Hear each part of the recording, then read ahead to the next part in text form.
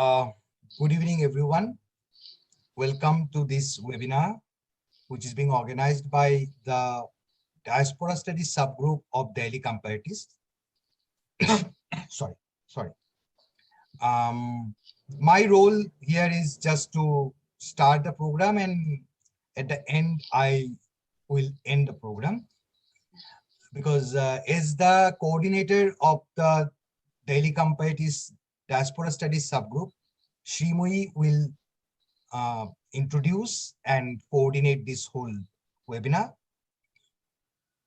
But to start with, I must thank Rubin and also Soma for accepting our invitation.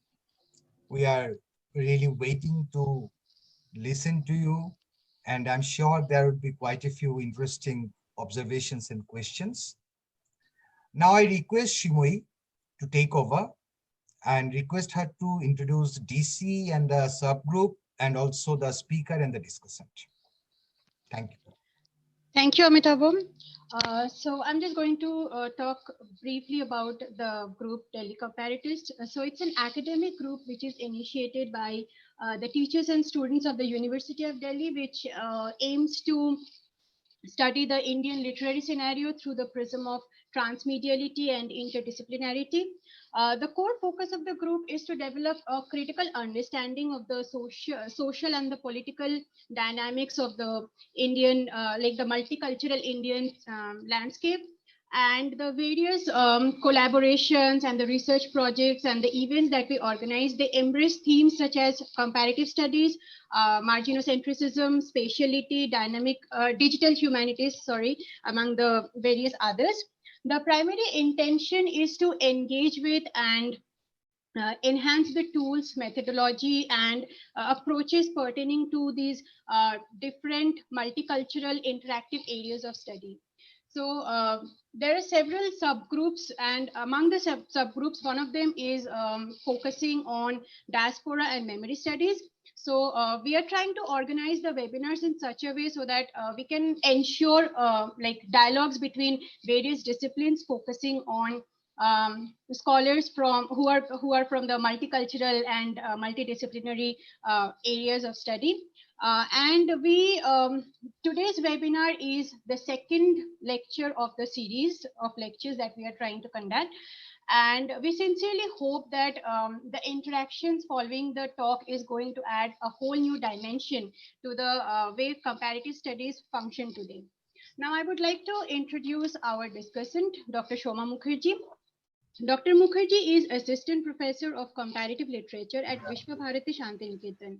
Her fields of interest include theory and method of comparative literature, Indian literatures of Africa, Ramkatha tradition, and popular culture. Some of her edited publications are Comparative Literature, Terms and Concepts, Tracing Transactions, and Anthropology of Critical Essays on India and Southeast Asia. Now, I would like to welcome our esteemed speaker, Professor Robin Field. Robin Field is Professor of English at King's College in Pennsylvania, USA.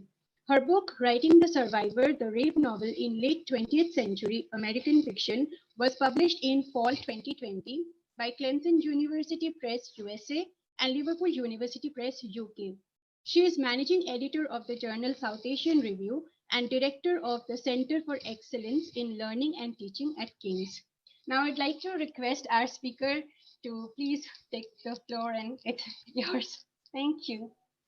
Thank you so much, Shri. I really appreciate the opportunity to speak today to the Delhi Comparatists and everyone else who has joined us for this webinar. So I need to hold up my book. Here's the book that I will be talking about today. It's called Writing the Survivor, the Rape Novel from late 20th century American Fiction. And so what I'm going to do today is trace out the parameters of my argument and give a couple of close readings of texts that I know will be familiar to you all by Bharti Mukherjee and Khalid Hosseini. But I'd like to start out by sketching out the cultural context of the mid-20th century in the United States. in order to demonstrate how American fiction did not portray rape as sexual violence, but instead as titillating and pornographic voyeurism for the reader to enjoy. So let's start with the respected male author Norman Mailer, who is the author of a dozen novels and winner of the two Pulitzer Prizes. In the 1960s, Mailer was a literary lion, revered for the so-called sexual daring of his writing. His descriptions of sex acts were rarely euphemistic. Instead, he portrayed these sex acts in graphic detail. Along with other male writers from the first half of the 20th century, such as Henry Miller, Mailer trampled taboos about appropriate subject matter for serious fiction. And at this cultural moment in the mid-20th century, reading novels with sexually explicit content initially seemed to be part of the sexual revolution that was happening.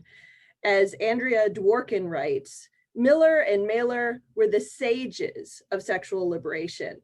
These writers were primary influences on the generation who came of age in the 1960s. For the left and burgeoning counterculture, these were writers of subversion. Mailer's novel, An American Dream, from 1964, is just such a story of subversion. Stephen Rojak should be an anti-hero as he strangles his wife in the first chapter. Yet, as the title of the novel forecasts, Rojak's murder of his wife is offered as a triumph of American masculinity, which is then confirmed by his lack of punishment for the crime. The murder, in fact, rejuvenates his depressive mental state, for after the strangulation is complete, Rojak thinks to himself, "I was weary with a most honorable fatigue, and my flesh seemed new. I had not felt so nice since I was 12. It seemed inconceivable at this instant that anything in life could fail to please."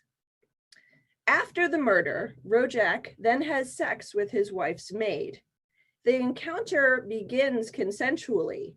Indeed, this German woman, Ruta, readily allows him into her bed. Yet when he tries to penetrate her anally, Ruta resists, saying, "Not there, verboten." Rojak persists, and Ruta, quote, let out a cry of rage as he slams into her and ejaculates. But minutes later, she tells Rojak, "I do not know why you have trouble with your wife. You are absolutely a genius, Mr. Rojak." Just as he is not punished for his wife's murder, Rojak is similarly absolved of this act of forcible penetration. Indeed, the woman congratulates him for knowing better than to listen to her refusal. An American Dream and other sexually explicit novels appeared to challenge the cultural and legal prescriptions about morality in the swiftly evolving American social landscape of the 1960s. As historian Ruth Rosen writes in The World Split Open, How Modern Women's Movement Changed America, she says, many young women had previously welcomed court rulings that banned censorship of literature, magazines, and films. They had supported and defended the right to publish D.H. Lawrence's Lady Chatterley's Lover, Henry Miller's Sexus, and William Burroughs' Naked Lunch, and argued that far from being obscene or pornographic, such highly praised novels told the truth about sex. Yet, the truth about sex, according to these male authors, was, as Rosen put it, a sadistic view of men abusing women.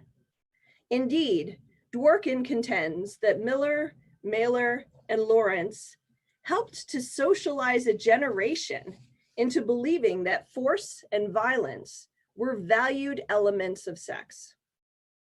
While women actively participated in the sexual revolution, they did not acquire equal sexual independence and satisfaction because, in part, as the activist Michaela Griffo wrote in a 1970 issue of the underground newspaper Rat, quote, most sex on male terms seems like rape.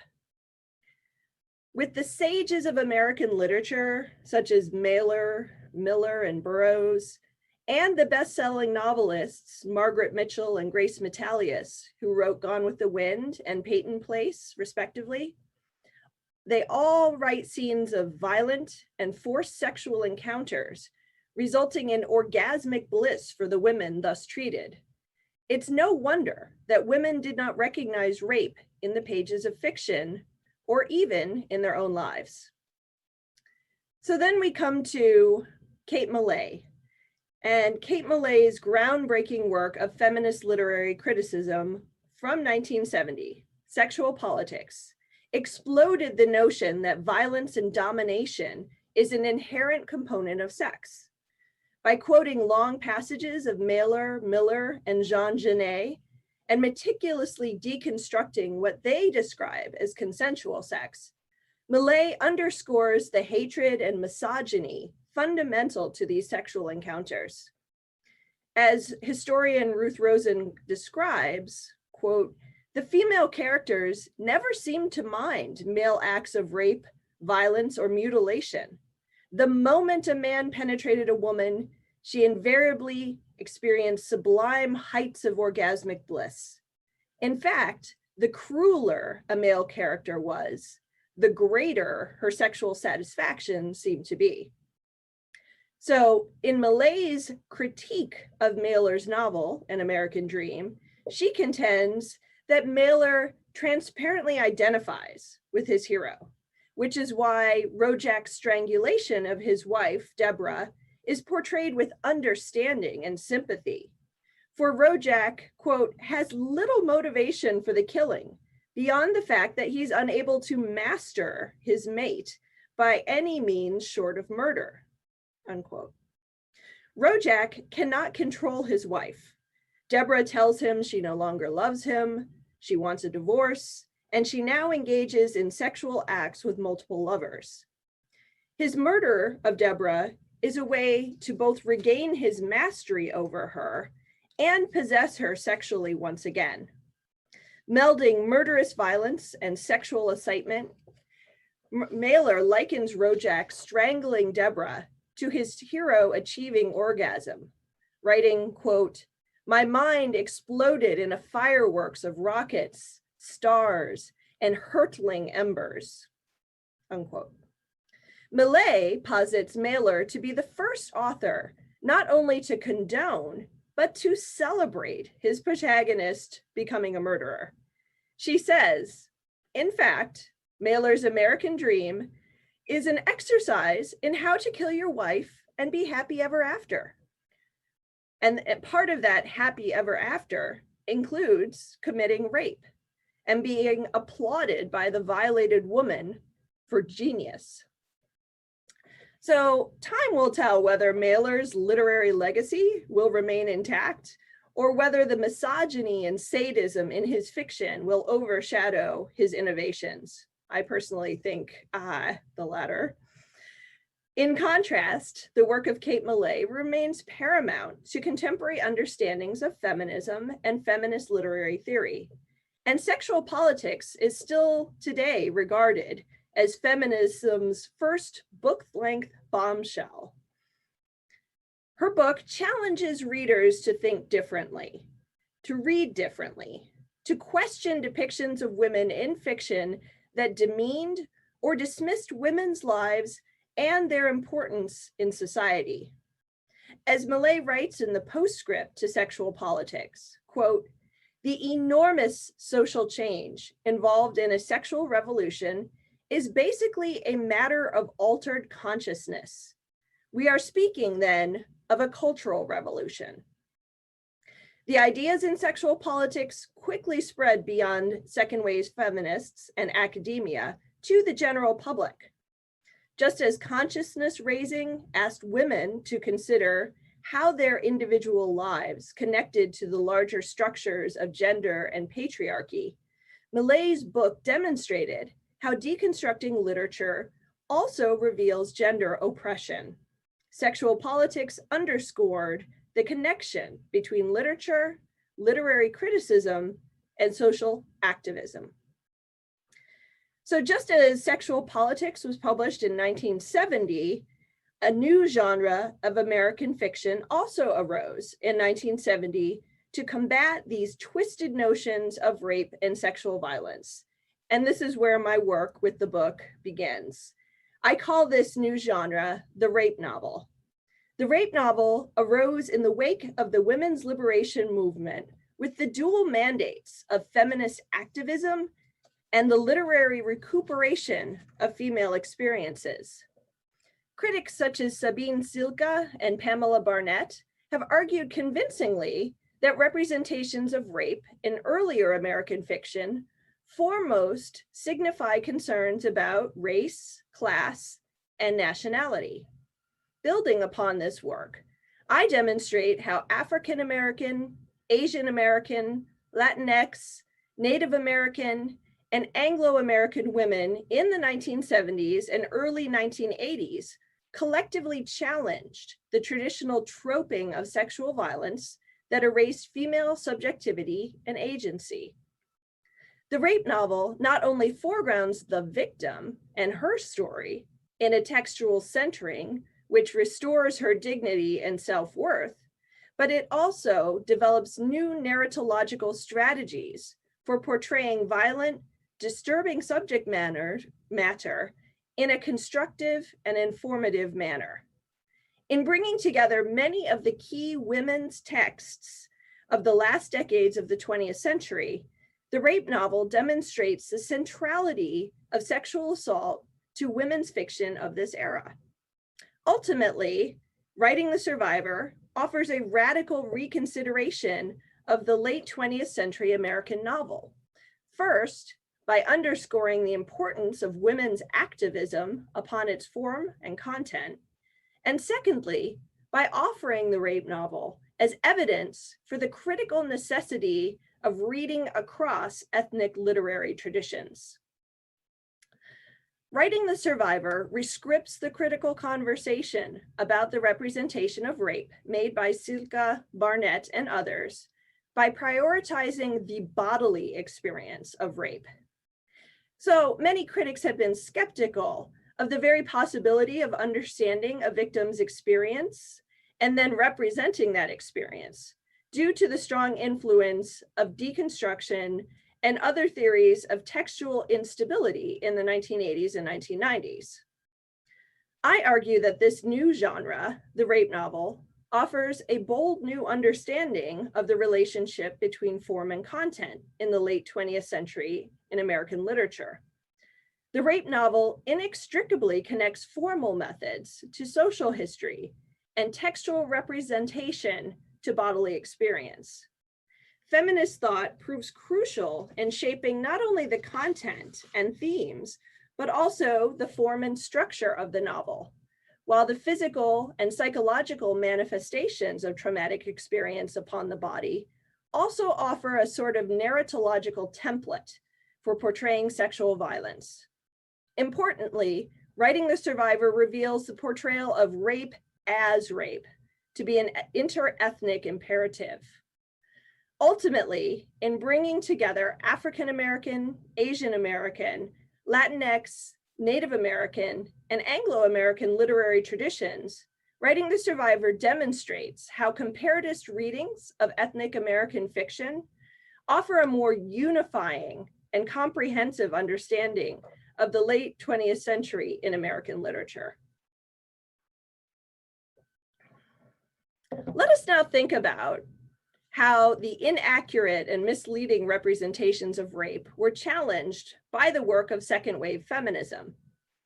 These skewed representations of rape were often told through the perspective of an unsympathetic bystander or even the perpetrator himself. Because of the elision of the victim's experience seen in previous textual representations, the earliest rape novels introduced the consciousness of a victim to many readers for the very first time.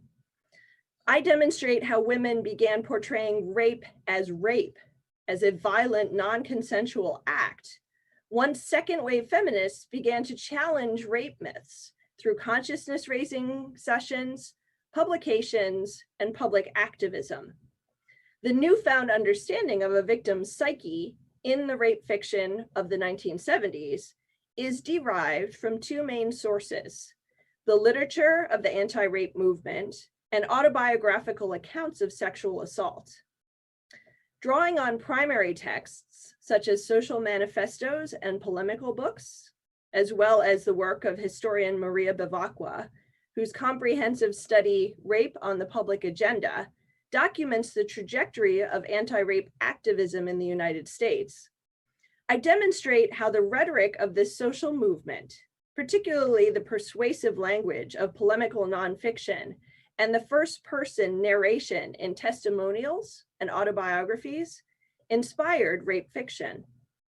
Susan Brown-Miller's controversial book, Against Our Will, from 1976, demonstrates how the use of socio-political theories and newly discovered facts about sexual assault informed the themes and plots of the first rape novels. I then examine the autobiographies and testimonials that provide a bridge between the galvanizing rhetoric of social activism and subsequent fiction that demonstrated the elements of trauma relevant to all women.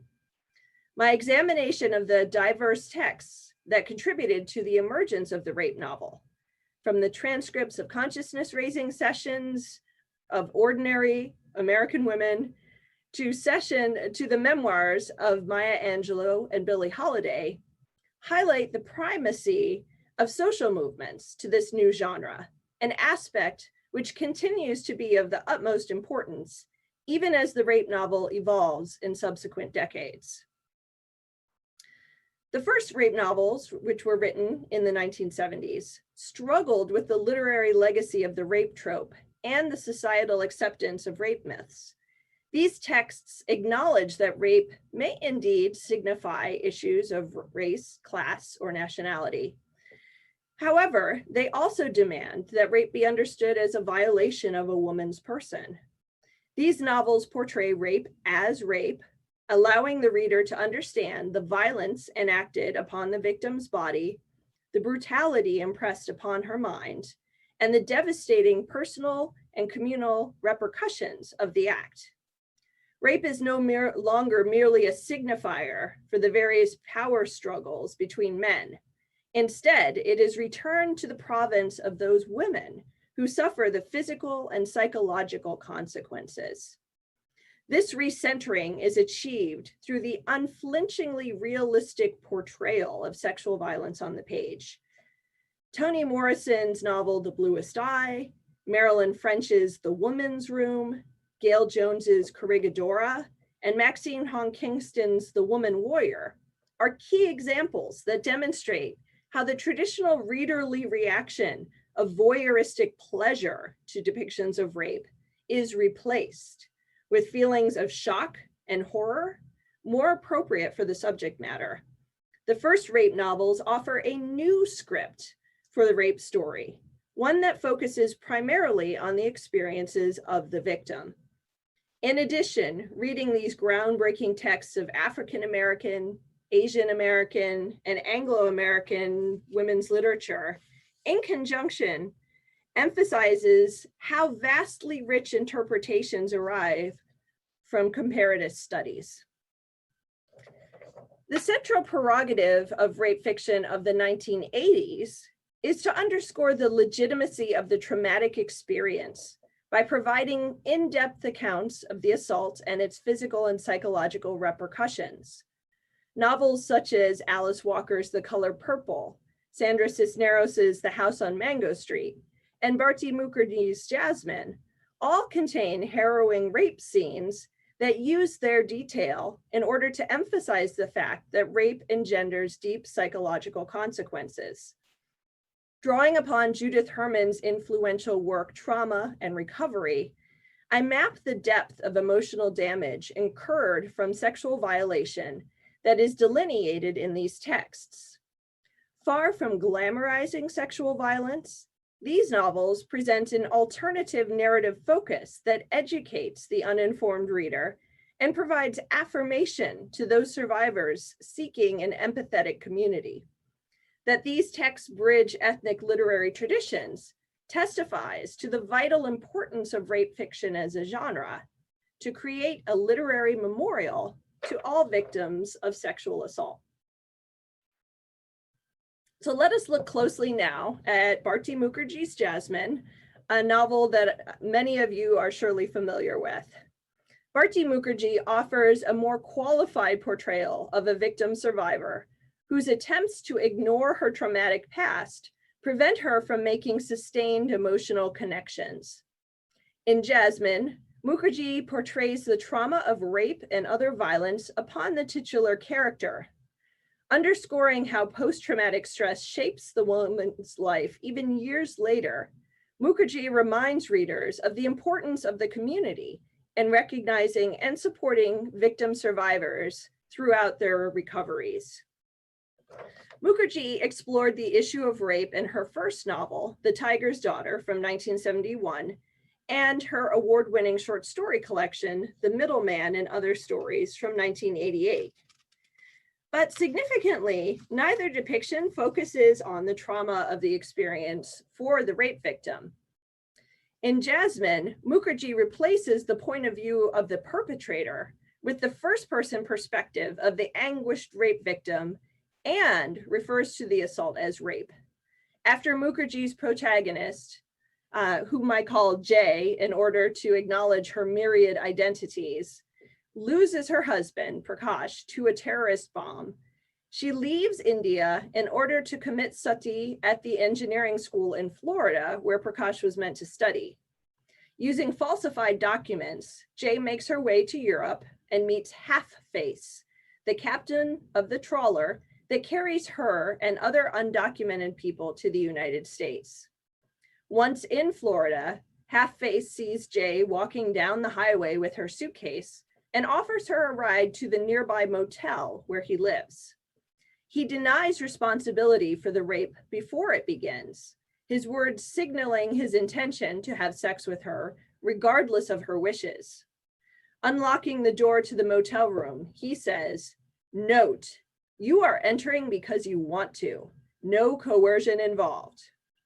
Inside the motel room, Jay does not respond to Half-Face's caresses and instead tells him about her husband, eventually begging, "Please don't do anything to me." Half-Face's response is to smash her head against the television until the screen cracks, pull off her clothes, and violently rape her. Afterward, Jay walks to the bathroom and Half-Face calls after her, "Don't take all night, second time's the sweetest."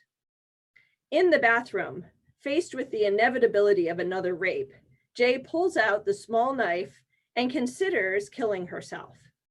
Instead, she slices her tongue to drip blood from her mouth, assuming the role of Kali, the Hindu goddess of destruction. Returning to the bedroom, Jay slits the throat of the dozing man and then stabs him to death. She leaves the motel after burning her suitcase, no longer intending to commit sati. Instead, she sheds her previous identity to create a new life in America. In subsequent chapters, Mukherjee refers to Jay's experience specifically as rape, and Jay herself spends a significant emotional energy trying to put the violent experience behind her. Most critics see Mukherjee's depiction of rape as a metaphor for other concerns, if they mention the assault at all. However, Mukherjee's portrayal of the rape demands both metaphorical and corporeal understandings of sexual violence. The details of Jay's assault educates readers about rape and the traumatic repercussions that haunt victim survivors for years afterward. Foremost, Mukherjee dispels the rape myth that the woman should have foreseen her assault or could have prevented its occurrence. Some readers may be troubled that Jay even enters the motel room, for does this mean that she has relinquished her right to say no? Yet Mukherjee's detailed portrayal of Jay's traumatic experiences, both before and after the rape, explains her action and demonstrates the logic behind her responses. Jay's traumatic experience, in fact, begins before she enters the motel room with Half-Face, which explains why she cannot stop the events, either physically by leaving the motel or verbally by insisting that she does not want to have sex. Specifically, Jay suffers from several symptoms of post-traumatic stress disorder that prevent her from successfully protecting herself. As psychologist Judith Herman explains, quote, traumatic events generally involve threats to life or bodily injury, or a close personal encounter with death and violence. These include being taken by surprise, trapped, or exposed to the point of exhaustion.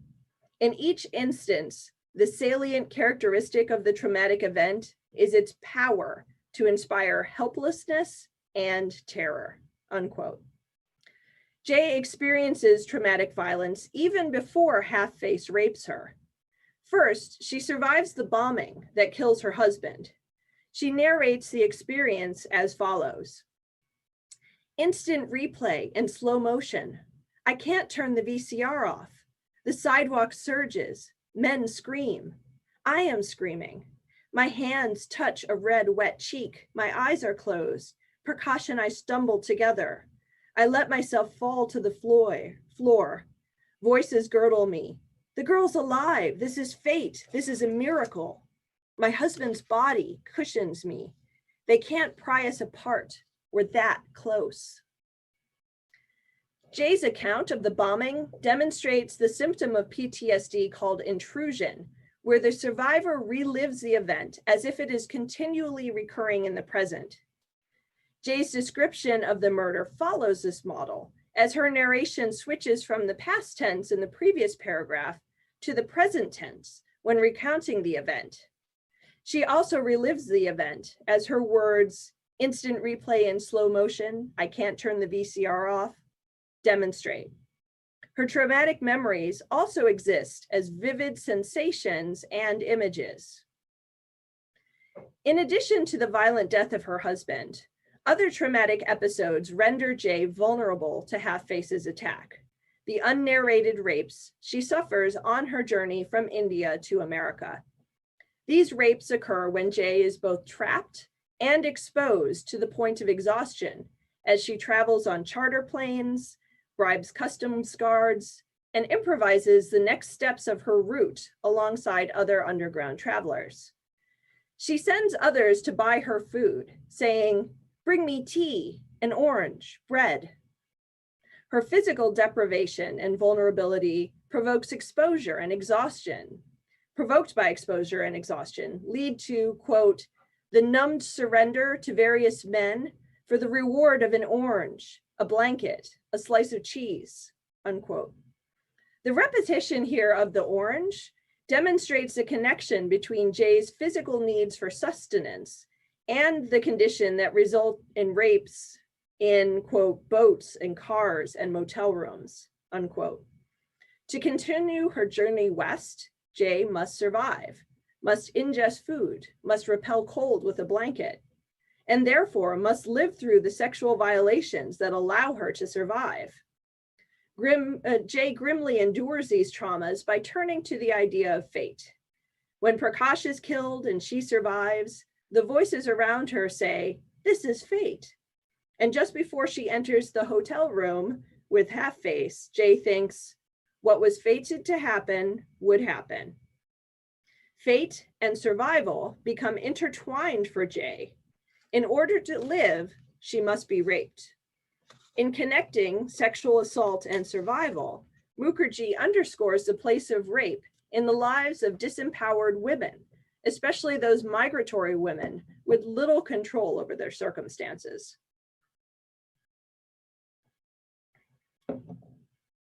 When Jay enters the motel room with Half-Face, she is unable to resist the impending attack physically or verbally.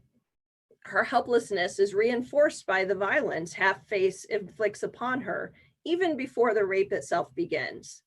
When Jay mentions her husband, he grabs her head and slams it repeatedly against a television screen until it cracks. Here, Jay experiences another symptom of trauma called constriction or numbing. Quote, when a person is completely powerless and any form of resistance is futile, she may go into a state of surrender. The system of self-defense shuts down entirely. The helpless person escapes from her situation, not by action in the real world, but rather by altering her state of consciousness. And that's another quote from Judith Herman in Trauma and Recovery. Half-Face drops Jay on the bed after slamming her head into the television, but then he pauses to paw through her suitcase. Jay has entered a state of surrender. She does not try to fight or escape at this point, instead numbly awaiting the further violence. Her last attempt at verbal resistance comes as Half-Face is undoing the drawstring of her pants.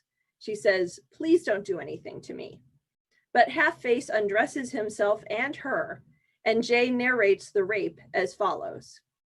He stared, his hands were trembling, and then he whooped, oh God, and tried to kiss me, but he was all hands and face in motion.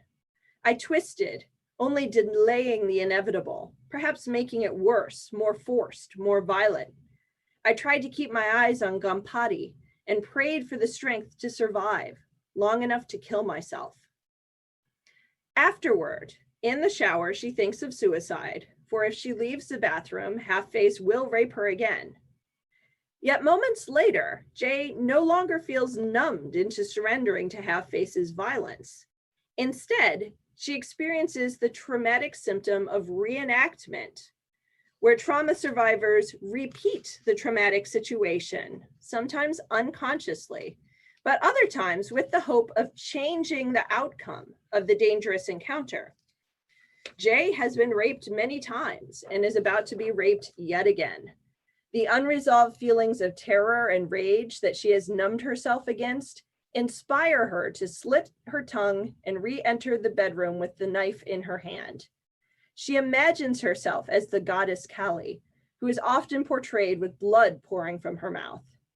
As Kali and as a traumatized woman who wishes to rescript the scene of her trauma, Jay approaches the bed where Half-Face lays sleeping and slits his throat. As he stumbles out of bed, she tosses the bedspread over him and stabs him over and over through the cloth until he is dead. Jay rewrites the outcome of this specific trauma by killing her attacker. Yet she also rejects the self who has lived through the trauma by destroying the vestiges of her old life. Jay's initial plan was to take her husband's suitcase to the engineering school and to burn it and herself. Instead, she burns a suitcase filled with the mementos of her previous life, photograph, saris, her husband's suit, saving only the clothes on her back. Jay then walks away from the motel, no longer Jyoti, the village girl, or Jasmine, the wife of Prakash. Critics such as Deepika Bari have seen this act of recreating herself as positive. Bari writes, if Jay's act of agency in killing Half-Face can be read as American because it challenges passive suffering and celebrates individualistic enterprise, with the figure of an avenging Hindu goddess, it also can be read as stereotypically and inscrutably un-American, unquote. Yet the problem of shedding selves for a victim of trauma is that the traumatic event may not be integrated into her normal consciousness. Most victims suffer from post-traumatic stress, including the aforementioned intrusion and constriction, but also hyperarousal, a state of permanent vigilance and alertness, as if danger might return at any moment. Other symptoms the victim may suffer include unremitting anxiety, depression, and suicide attempts. Should a victim not deal with her traumatic experience, she is likely to suffer from these symptoms indefinitely. The experience of post-traumatic stress is a critical aspect of Jay's narrative, particularly for the ending. After being raped by Half-Face and subsequently discarding her identity as Jasmine, Jay accordingly acts to her symptoms of post-traumatic stress disorder. Her recovery is hindered initially by the community around her because, as Herman says, quote, to hold traumatic reality in consciousness requires a social context that affirms and protects the victim and joins victim and witness in a common alliance. For the individual victim, this social context is created by relationships with friends, lovers, and family, unquote. So Jay is unable to acquire this protective social context for two reasons. First, she consciously sheds her previous identities that lived through the traumas. For Jyoti, the violent death of her husband, for Jasmine, the multiple rapes. In effect, refusing to admit she is a trauma victim. Second, as an undocumented immigrant, her past circumstances cannot be openly shared. Her first connection in America, Lillian Gordon, teaches her how to act like an American teenager. But Jay knows that Lillian would not want to discuss the rape and murder, as such talk would not facilitate ordinariness.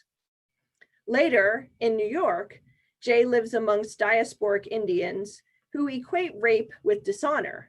She should have killed herself rather than half-face. No healing protective community can be found there. Jay finds a safer space in Manhattan when she works as an au pair for Taylor and eventually becomes his lover. That healing space is destroyed one afternoon in Central Park when she glimpses the man who killed Prakash. Jay loses all sense of safety and refuses to stay in New York with Taylor. Instead, she flees to Iowa, where she approximates ordinariness by taking on the name Jane, finding a new lover, getting pregnant, and adopting a son. Yet her past still haunts her. Early in the novel, while sitting with Bud, she says, "I am happy enough." These words clearly demonstrate she is not truly happy. A few lines later, she sees the ghosts of Jane, Jasmine, and Jyoti float toward her. Significantly, Jane is among these ghosts. The self that she is presently inhabiting is already recognized as temporary, soon to become a ghost. Despite the seemingly permanence of her choices in becoming pregnant, adopting a son, Jay does not bind herself to this existence in Iowa by marrying Bud. At the end of the novel, she leaves her present self behind when Taylor appears, urging her to join him and his daughter in California. Undoubtedly, she will not resume Taylor's old nomenclature of Jace for herself. In California, Jay will take on a new, yet unspoken name and identity. The last line of the novel radiates possibility. It says, "I am out of the door and in the potholed and rutted driveway, scrambling ahead of Taylor, greedy with wants and reckless from hope." Critics have read Jay's shifting selves as resistance against fixed identities. For instance, in Relocation as a Positive Act, Carmen Wickramangamaj dubs Mukherjee's novel utopian, in that it provides the occasion for a new narrative of self. Yet such celebratory readings of Mukherjee's novel ignore the more negative explanation for the multiplicity of identities. Jay cannot establish a stable identity until she deals with her experience of trauma. In creating another new identity at the end of the novel, Jay once again evades confrontation with her traumatic past. She continues to suffer from the symptoms of PTSD, such as hyperarousal. For instance, the sight of Bud's bowling shoes recalls a similar pair in Half-Face's motel room, causing her to shudder violently. Showers, too, are aligned with the, quote, daily association with the motel, with preparation for death, with the knowledge that a naked body was outside the door, waiting to rape again, perhaps to kill, unquote. In addition, it is unclear whether Jay mistakes the man in Central Park as her husband's murderer because of her trauma. Jay believes she sees Sukhwinder Singh at the precise moment that Taylor is declaring his love for her. Faced with the opportunity for happiness, Jay may be unable to accept it because of the trauma she suffered from the other men.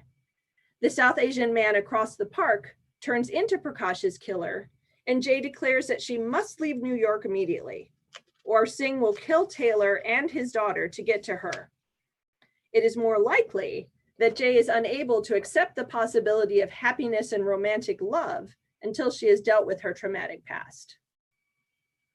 As you can see, Jasmine is a rich and complex piece of rape fiction. Mukherjee's inclusion of the details of traumatic suffering in her novel educates her readers about the experience of rape and its psychological consequences. She insists that Jay's rape be viewed foremost as the violation of a woman's body, and then secondarily as a trope about post-colonial power relations or other issues. The structure of the novel itself encourages such a reading. The text revolves around Jay's many journeys, the psychological journey as she shifts selves, and the physical journey as she travels from India to the United States. And Mukherjee aligns these journeys with the protagonist's experiences of trauma. Trauma, and specifically sexual trauma, instigates many of Jay's choices, particularly her many moves across the country as she represses recurrent flashbacks of the abuse. Mukherjee's insistence upon rape as the formative experience for her protagonist underscores the importance of this story to all women. Let's now turn to the 1990s to examine the link between the genre of rape fiction and debates about the prevalence of sexual abuse that occurred in this decade. In order to depict contested stories of sexual assault, these novels employed the rhetorical techniques of postmodernism and writing about trauma, which eschews the linear narration of realism that imposed certain textual interpretations. Novels such as Toni Morrison's Beloved, Jane Smiley's A Thousand Acres, and Sapphire's Push demonstrate how the portrayal of rape and incest in these novels echoes the pattern of trauma experienced by their characters in their complicated narration and often a lack of tidy resolution. Utilizing the critical methodologies of Kathy Carruth, Ruth Lays, and other feminist theorists, I demonstrate how closely representation, which in these novels is via fragmentary narration, is linked to the experience and memory of a sexual assault. This model of rape fiction offers a compelling explanation to readers for the varying portrayals of rape and sexual violence seen in contemporary society, countering those who dismiss charges of sexual abuse as exaggerated or untrue. It also introduces readers to those victims of sexual violence whose stories are lost to us, and those are the dead victims. In Nora Okja-Keller's novel, Comfort Woman, readers learn about Akiko's experience of being sexually enslaved in the so-called comfort camps for Japanese soldiers during World War II. Akiko does not tell her daughter Becca this story directly, instead leaving a subaltern record of letters, newspaper clippings, and a cassette tape with story songs on it. Becca functions as a sympathetic bystander who passes along the traumatic story of this rape survivor and of those many other so-called comfort women who died from sexual slavery. In another innovative novel from early in the 21st century, The Lovely Bones, Alice Sebold has a teenage narrator who is raped and murdered at the age of 14. This girl narrates the text, despite being dead, which allows us to hear the voice of murdered rape victims whose stories have otherwise been lost. I conclude my book with a chapter that demonstrates the impact of the rape novel in the 21st century. I contend that the rise of the rape novel featuring the female victim has inspired the telling of more stories about male victims. Just as the early stories about the sexual assault of women portrayed rape as non-existent or inconsequential, or the fault of the women and girls themselves, the story of male rape have often belittled the victims. Novels such as James Dickey's Deliverance from 1970 positions the male rape victim as an object of derision, scorn, and even amusement. Yet such representations are beginning to fall by the wayside. As revelations of several high-profile sex abuse cases early in the 21st century brought to light the plight of young boys being assaulted by trusted older men, such as priests or coaches, male victims are now being treated with the concern and sympathy that women experienced in the 1970s. And authors such as Khaled Hosseini, in his best-selling novel, The Kite Runner from 2003, have depicted the male rape victim with the sensitivity seen in the rape fiction published by women about women. It is clear that the political activism inherent in the rape novel, in educating its readers, offering community to the victims, and encouraging social activism and change to societal attitudes, will continue as the stories of male rape victims are told in greater numbers. Let us look at The Kite Runner as an example of the male rape novel. The responsibility of the bystander is a key question of Hosseini's novel. This novel does not feature a first-person narrative voice for the male rape victim. Instead, the narrator, Amir, offers a sympathetic account of rape from his perspective as a bystander. As a child in Afghanistan, Amir witnesses the rape of his friend and servant, Hassan, by a male teenager, Asif.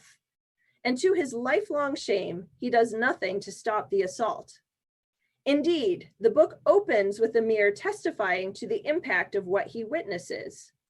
I became what I am today at the age of 12, on a frigid, overcast day in the winter of 1975.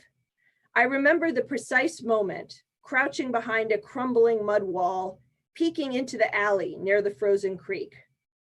Once the rape begins, Amir flees the scene, and when he sees Hassan later, he pretends not to know what occurred.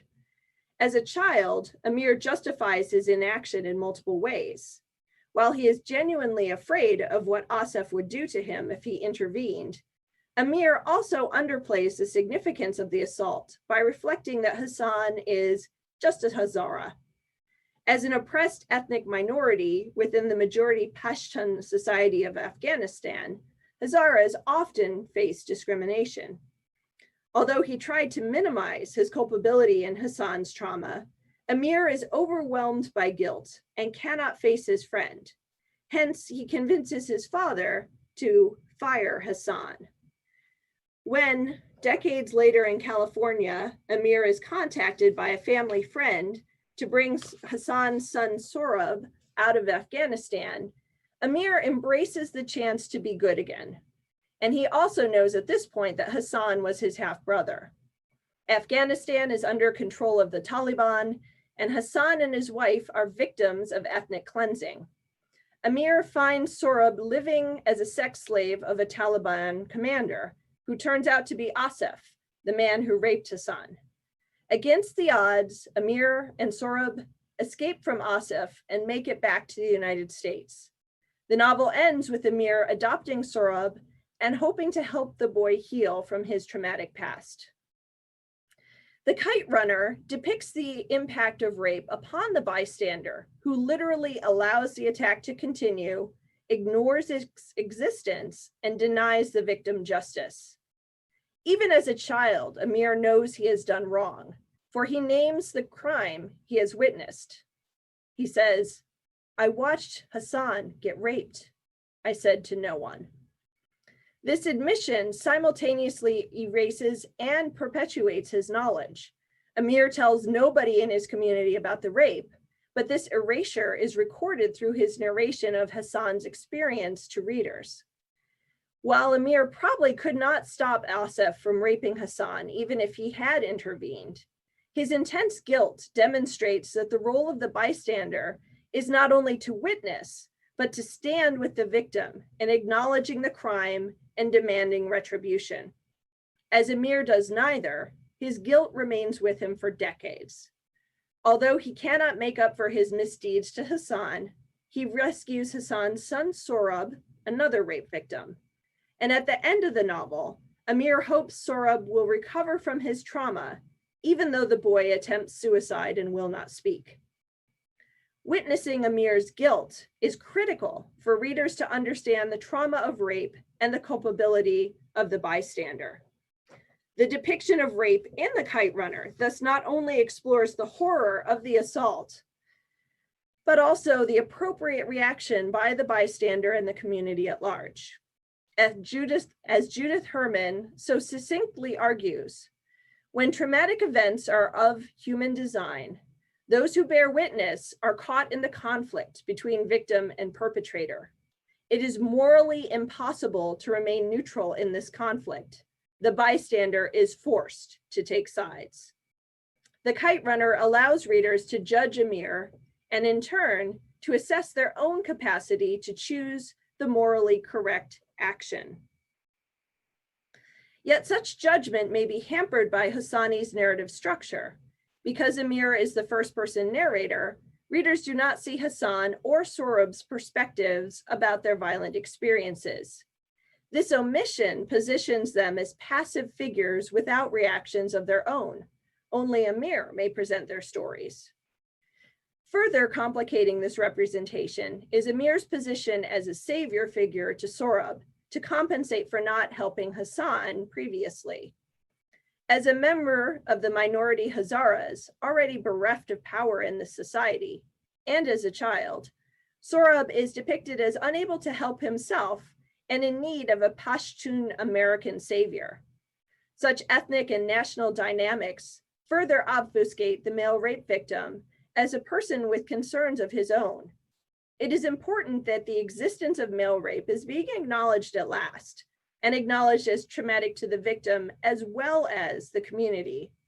For ultimately, rape harms not only the person violated, but the safety and integrity of the community itself. Yet, with this type of narrative focus, Hassani's novel positions the male rape victim as unknowable and instead aligns readers with the bystander, whose power far exceeds the survivors. This focus upon the bystander is underscored through an allegorical reading of the ending of The Kite Runner, where Amir switches roles to become the kite runner, the person who chases the kite freed from its string to present to his master. In his youth, Amir was the master, and Hassan was the servant, who in chasing the kite finds himself in the alley where he is raped by Asaf. As an adult, Amir becomes the servant to Sohrab when he chases a kite for his nephew, hoping to earn a smile from the traumatized child. Indeed, Amir chases the kite for Hassan in his return to Afghanistan to rescue Sohrab. He risks everything to bring his nephew out of Afghanistan and offer him a new life in the United States. While rescuing Sohrab, Amir faces down Asaf and faces a violent beating at his hands. Yet, Amir is never portrayed as being at risk for rape during his fight with Asaf. Here again, the risk of male rape is relevant to the boy's body, not the adult male body. Because of this elision that Amir cannot be raped by an adult male, his acts of atonement are not equivalent to Hassan and Sohrab's suffering. In this way, readers are reminded that being a bystander is never as perilous as being a victim. Such a reminder may inspire readers to take their responsibility to witness, to intervene, or to seek retribution and justice for survivors very seriously. As Chinette Romero argues, quote, if readers choose to empathize with the characters and situations portrayed, they become implicated in the story of social injustice and obligated to think about their connection to the society that tolerates such injustices, unquote. Readers must grapple with the ethical imperative of witnessing atrocities and acting on behalf of the victims. Readers assess their own responses to past ethical challenges and wonder if they took the side of the perpetrator through silence and inaction, or the victim through intervention and action. While Hassan suffered both inaction and further injustice from young Amir, Sohrab may live a happier future after the adult Amir rescues him from sexual slavery and brings him to the United States. In this novel, the Afghani American community, as represented by Amir, finally recognizes its responsibility to the most vulnerable populations and makes recompense for previous suffering. As a rape novel such as The Kite Runner, like other types of activist fiction, attempts to empower readers to become socially and politically accountable to their communities, according to Romero. How readers will face even more complicated ethical questions about their collective responsibility to child survivors of sexual assault is explored further in the rape novels of the 21st century. Male rape novels of the 21st century expand the communal understanding of rape by uncoupling gender from victims and perpetrators. In the future, readers will undoubtedly encounter many more stories, both fictional and real, of male, female, transgender, and gender fluid victim survivors. In his essay, Sliver of Sky, Confronting the Trauma of Sexual Abuse from 2013, rape survivor Barry Lopez urges the community to take responsibility for protecting children from sexual abuse. He writes, "Without a deeper commitment to vigilance, society's outrage about rape begins to take on the look of another broken promise," unquote. By educating readers, shattering stereotypes, and urging empathy for victim survivors, rape novels demand an end to rape culture and a safer world for everyone. Thank you very much.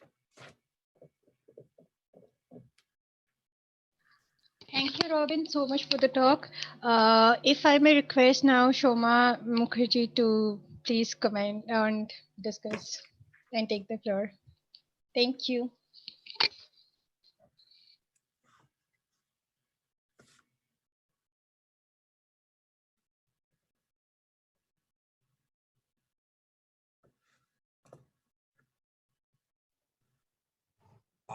Shoma, please unmute yourself. Okay. Thank you, Professor Ravi. It was a stimulating discussion. Probably I will talk about a few points from Indian context, where then probably we can kind of link the Indian context and American context. Is it okay with Shrimoyee and Amitabh and Professor Rabin? Yes, absolutely.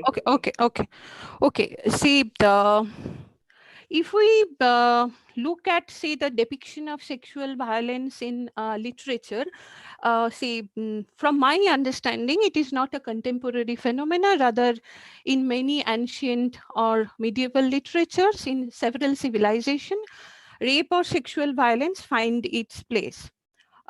Rape of women was a common episode in Greek mythology. The king of gods, Zeus himself, is part of many rape stories.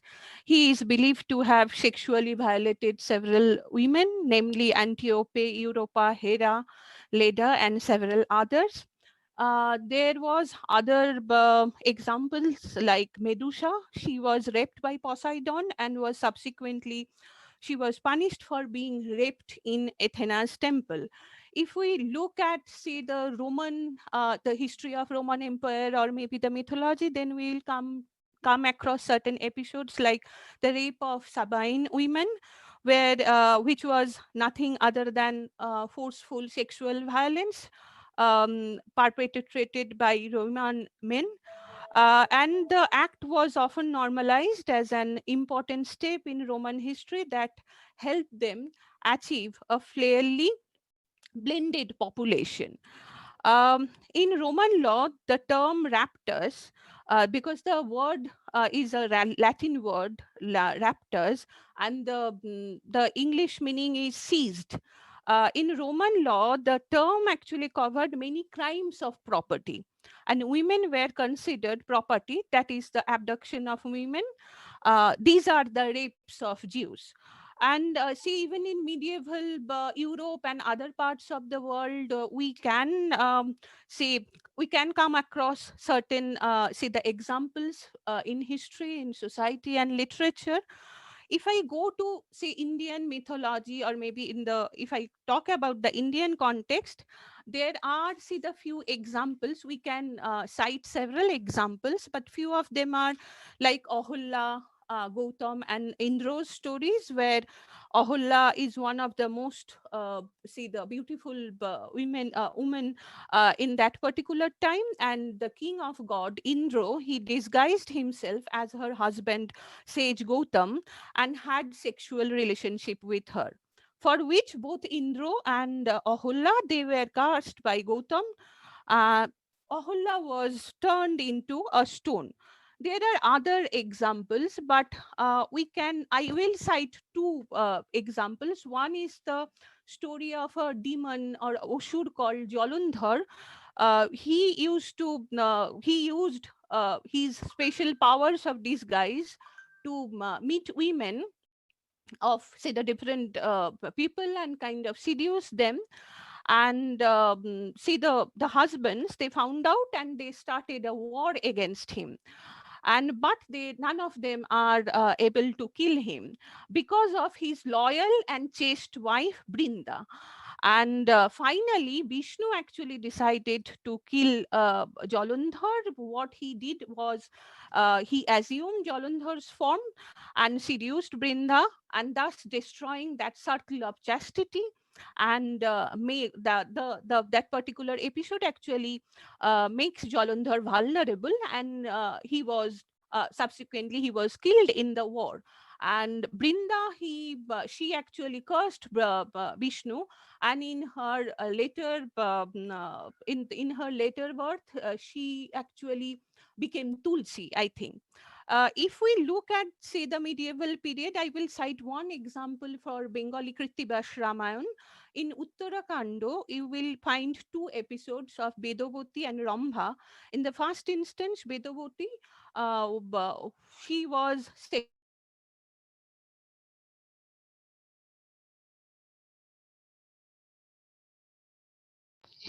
I think there is some network assaulted issue. by Ravan, and Bedavati, who was, hello, hello. No, for a moment, your video actually froze, but it's Okay, okay. Thank okay, you. okay, Continue, okay. please. In the second episode, the celestial nymph Rambha, who was wife of Nolo Kuber, the son of Kuber. Kuber was Ravana's step brother, but the Rambha was raped by Ravan, and Nolo Kuber, in turn, he actually cursed Ravan that he cannot take he cannot establish any sexual relationship with see the unwilling women. And the narrative is saying that in that because of that curse,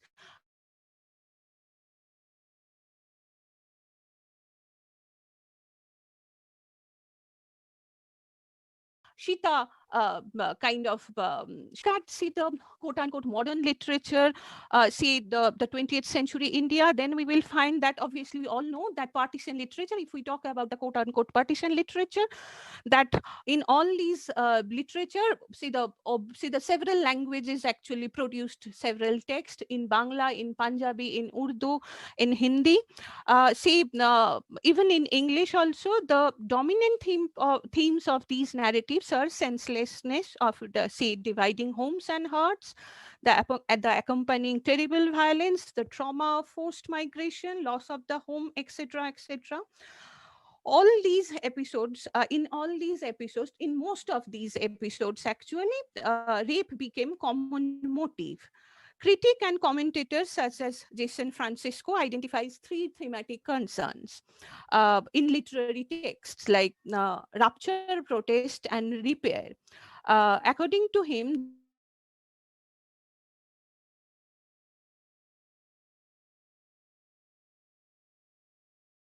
these three motifs form a natural response to partition and repair. These three motifs form a natural response to the healing power of memory.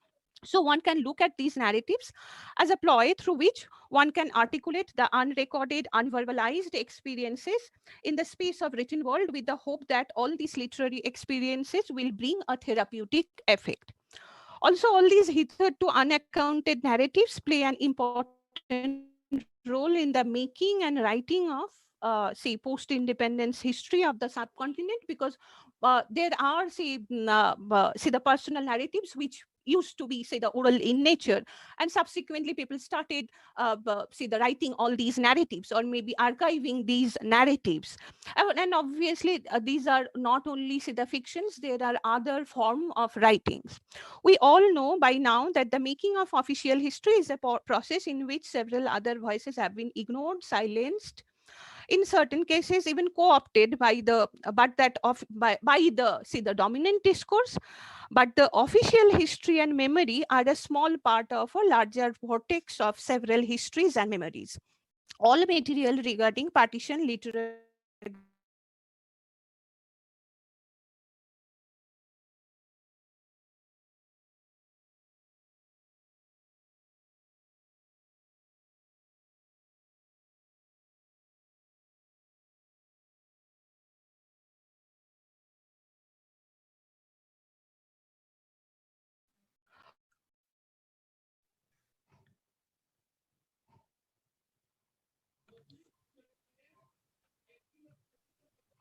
Shoma, please unmute yourself. Okay, it's unmute now. Yeah. okay. And through all these materials, the different stories, narratives, they bring a shared perspective about a political, historical event, the fragmented. Hello, am I audible? Okay. The fragmented histories often, they offer possibilities through which the official history can be refurbished, can be questioned, and can suggest a history from below perceptions. See, I will give some examples from, see, the Bengali literature. One text I can talk about is Jyotirmoyee Devi's Epar Ganga Opar Ganga. It was a novel which was published in the Bengali periodical called Probashi.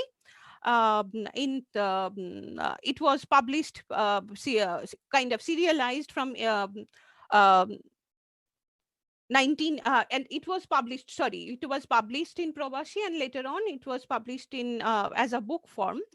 The Probashi edition was named Itihashe Stri Parbo in history, and later on the publishers, they insisted, and Jyotirmoyee Devi, she changed the name to Epar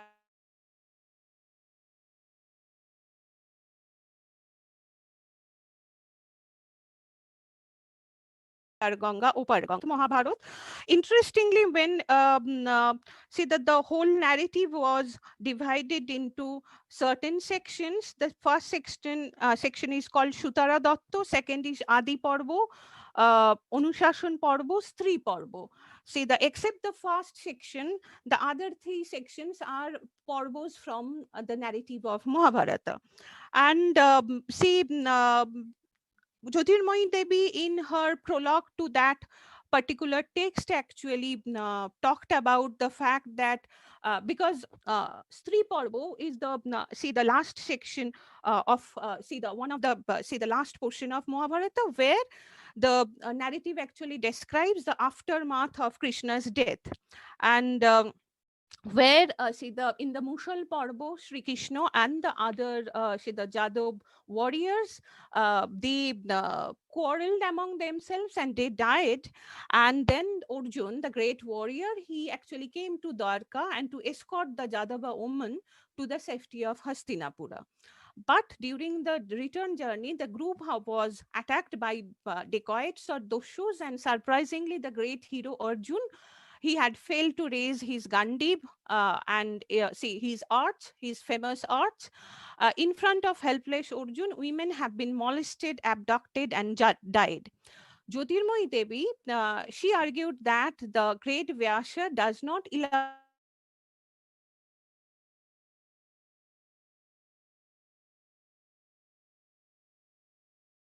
upon the destiny of these episodes, but instead he so see these kind of through these kind of analogies, it was quite clear that she is in a way constructing a connection with the classical text, or maybe the Itihash or the Puran of say the Mahabharata with the contemporary time.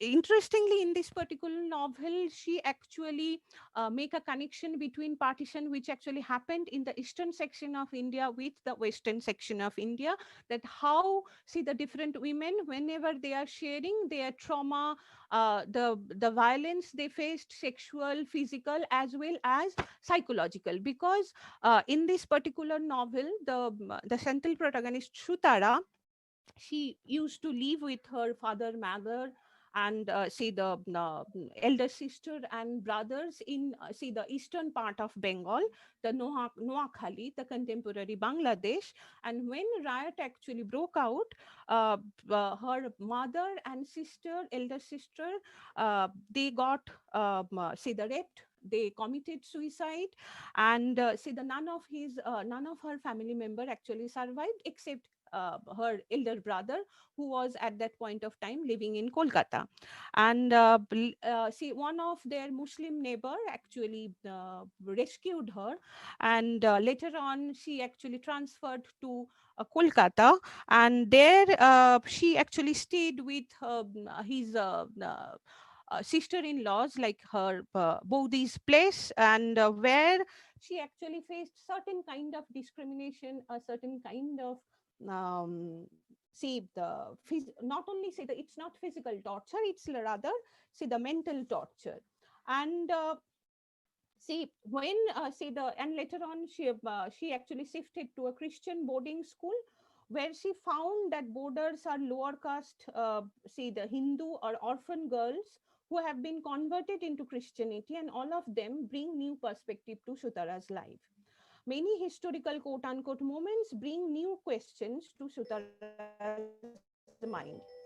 After Mahatma Gandhi's assassination, she has been plagued by the question that who actually wanted this independence, choked with blood of the thousands of see the innocent. And there are several other issues through which we can look at this particular text. But see, the main point is that the text refer back to the shared syncretic past of the subcontinent and perception of history which lies underneath any literary text. This perception contains elements of subversion through which one can question, can demolish the official pattern of history making and writing. Here, one can use Joan Kelly's famous formulation, where she describes that women's history has a dual goal to, I quote, to restore women to history and to restore our history to women. See, numerous texts from partition literatures produced in different language can be cited, where the horror of sexual violence were described. Some of the iconic texts, such as Sadat Hossain Manto's Kholdo, Rajinder Singh Bedi's Lajvanti, etc., they all of these texts they bring forth the patriarchal politics behind the act of rape, where women's body was emblematic site of occupation, exploitation. See the even that body actually is a battleground between the say the idea of masculinity and femininity. The other story which we can cite is Mahashweta Devi's short story Draupadi. The context is Nakshal Bari movement of 1967-71. The author or the writer situates the plot of the story with the Mahabharata, the language politics, and the idea of nationhood. Dobdi Mejen, the rebel leader of Santali community, was captured and gang raped by the army officers. But when the naked Dobdi refuses to wear her cloth and said, "There is not a man here that I should be ashamed." Here, the trope of quote unquote shame used in the act of rape gets subverted, and the nakedness becomes the strongest weapon for Dobdi, through which she can counter the Senanayak, the army officer. In contemporary memory, one can remember the protest of Manipuri women in 2004 against the brutal rape and murder of Thangjam Monorama by the 17th Assam Rifles. 12 Manipuri women stripped naked in front of the Kanglak fort and held a banner that said, "Indian Army rapes us." Standing outside the fort with their bare body and hair let loose, the women held placards that read, Indian Army rapes us, we all are Monorama's mothers, and kill us, rape us, flesh us. In contemporary Bengali writings, rape becomes one of the central motives. See the because the network connection is quite erratic today, so I'll just finish in 5 7 minutes.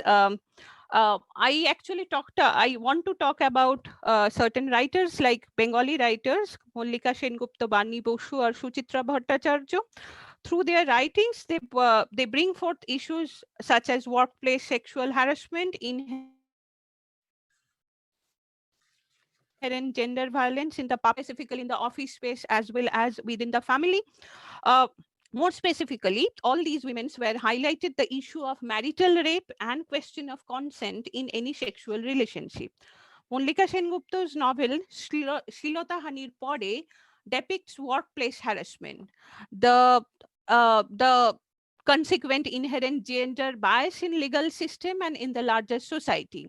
On the other hand, Suchitra Bhattacharya's novels such as Ami Rai Kishori, Fire Dekha, Bhalo Me, Kharap Me, all these texts depict the marital rape and how marriage as an institution actually acts to disseminate, to reproduce the patriarchal values. See, in contemporary Indian English writing, one can cite Mira Kandaswamy's "When I Hit You" or a portrait of the writer as a young wife, which was published in 2017, which actually talks about the sexual violence within marriage. See before that, even in 50s, 60s, there are see the several writers such as Anita Desai and other writers who are who actually dealt with rape as an episode in all their writings. Uh, there is one author called Kishwar Desai. She one of novel called Sea of Innocence, which was published in 2013, and it actually talked about the quote unquote rape episodes which actually happened in India in contemporary time. And in her introduction, she actually refer back to 2012 Delhi gang rape case, and she actually referred back to Scarlet killing, European girl, probably a British girl, or I actually forgot from which nation she actually came, but the rape and the murder of Scarlet killing in Goa.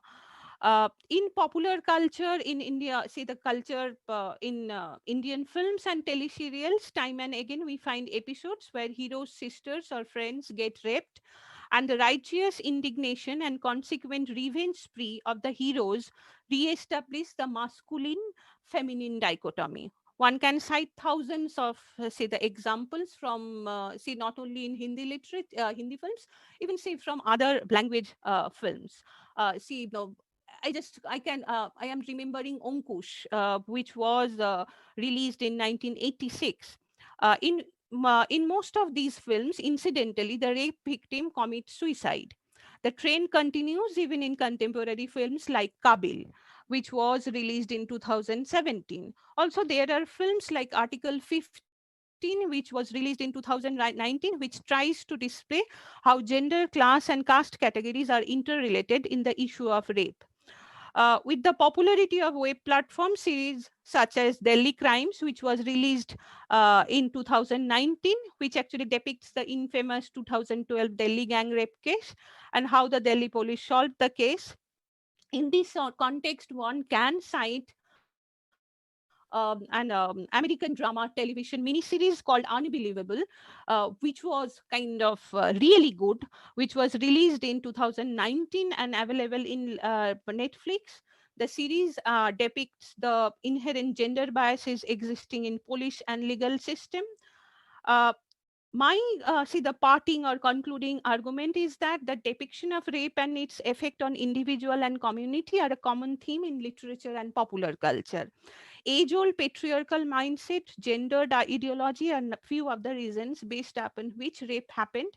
But for the Indian context, one should remember that along with these reasons, the caste, race, religious, and linguistic identities are also crucial categories, and we cannot ignore them. I will end the discussion with a short Patochitra narration where the women from a small village of West Bengal, she is showing us the Potchitra of Delhi gang rape case and simultaneously singing a song.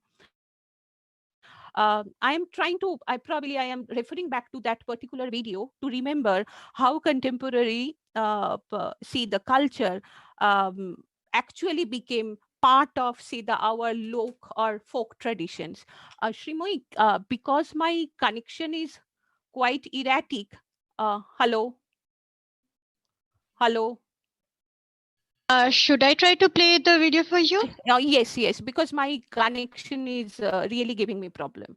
Yeah, sure. I'm trying to like share my screen and try to play the video. It's a 4 minutes long video, but you just play for 1 or 2 minutes. Okay. Okay. Just a second.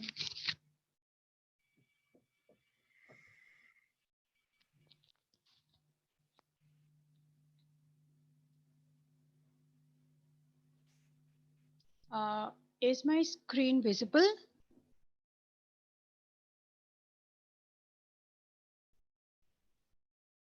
Is my screen visible?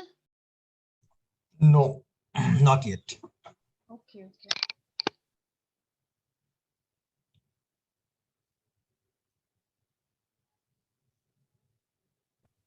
Amitabh, what we can do is we can start the question answer session. If it is possible, then probably no. No, I can play it from my computer. I have also. Okay.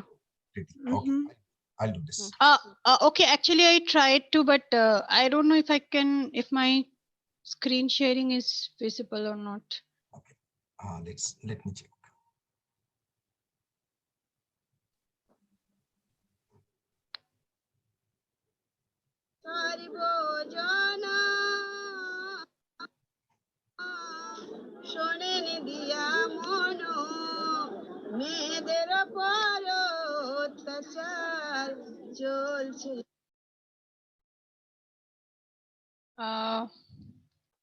My screen is still not visible, right?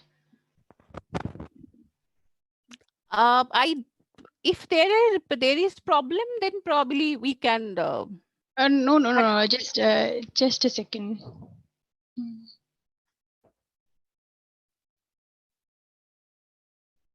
Okay. Yes, we can see it now. So just a second, let me start from the beginning. Just let me know if you can hear it as well.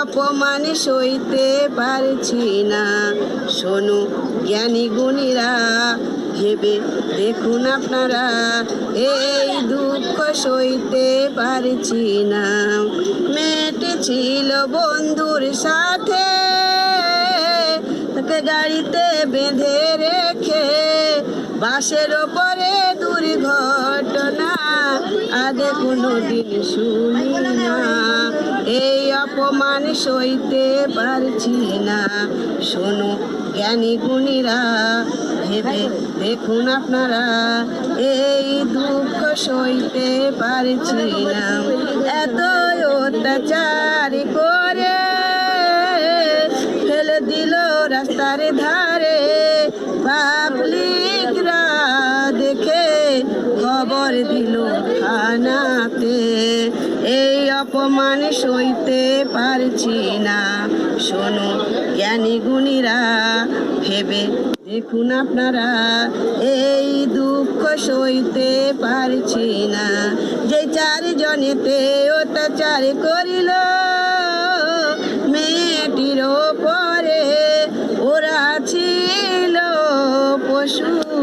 মানুষ তো কেউ ছিল না, এই অপমান সইতে পারছি না। শোনো জ্ঞানী গুণীরা, ভেবে দেখুন আপনারা, এই দুঃখ সইতে পারছি না। যখন হসপিটালে নিয়ে গেল, মেয়েটি ছিল যে প্রচুর সিরিয়াস, বুদ্ধি করে পাঠিয়ে দিল বিদেশে সেই সিঙ্গাপুরে।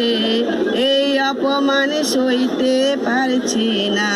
শোনো জ্ঞানী গুণীরা, ভেবে দেখুন আপনারা, এই দুঃখ সইতে পারছি না।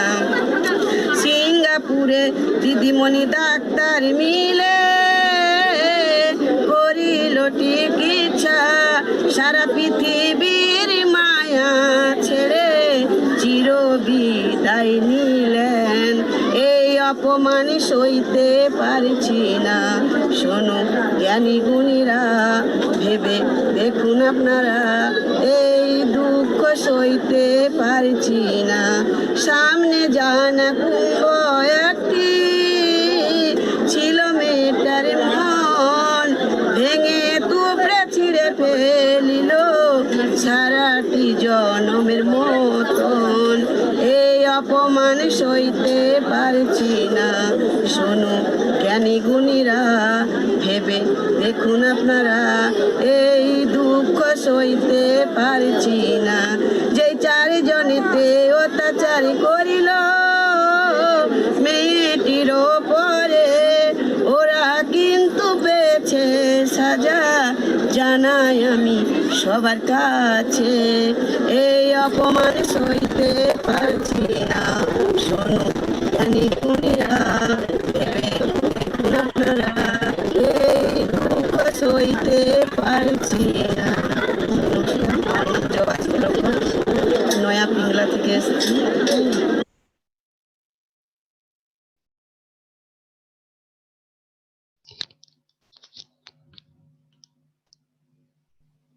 Soma, would you like to brief about the song? I mean,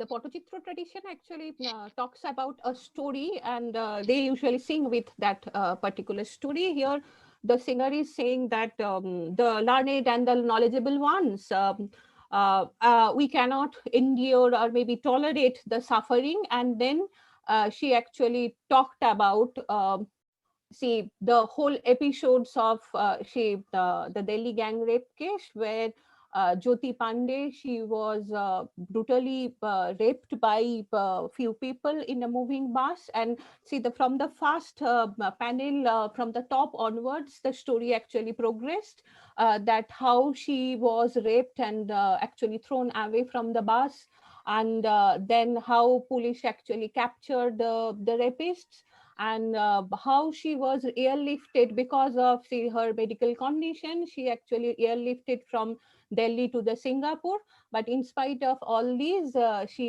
does not survive, and the singer is lamenting the death and the rape which actually happened. That is the more or less the gist of the song.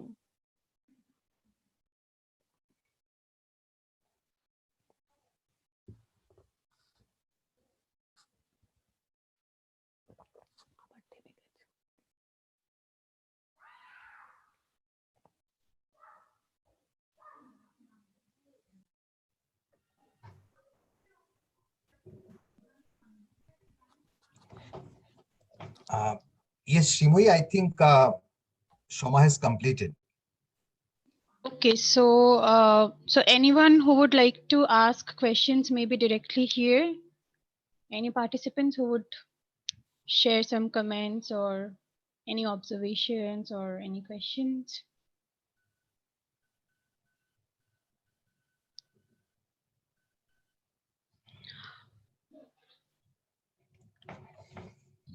Sure, Amitabh. Yeah. Rubin, I was just wondering, I'm not someone who has worked on diaspora literature, but when you were, I mean, during your talk, I found two different perspectives playing in those fictions. One, the diasporic community's perspective, where there is perhaps a more play on the victim identity, and the new wave of feminist writings that you talked about in the American fictional scenario. I think there was less portrayal, or say less foregrounding of this victim identity at the later part. Would you please give your observation on these two different trends? Sure, that's a very good question. Something that I didn't talk about explicitly in the presentation today was the terminology victim or survivor, or what I end up using in the book pretty regularly, victim survivor, a hyphenated term, because so there are good reasons for using the word victim, especially from the second wave feminist perspective in America. One could not claim the crime or injury having happened unless you talk about being victimized and ask for justice and recompense. And so claiming the victim status actually formed community and demanded social change, which does happen in the United States in the changing of laws and social attitudes, etc. But then also there comes this strand in the 80s and especially in the 1990s of saying calling oneself a victim means not having any agency at all, that other people act upon you and you do not have agency yourself. And so some people said, I want to be called a survivor, I don't want to be called a victim. And rightly, people point out that survivor can give more agency, can give more positivity and empowerment to people, but it also can be read as a claiming of everything is in the past and healing has entirely taken place. And then also for victims who don't survive, right? Who do not live, this word survivor is not available. And so the term that I found used in certain other discussions that I found very helpful was the hyphenated victim survivor, because it allowed for this to be seen as more of the spectrum, right? In certain times and moments, the person might identify more as a victim. In other times and contexts, being a survivor might be highlighted. The possibility of both also exists there.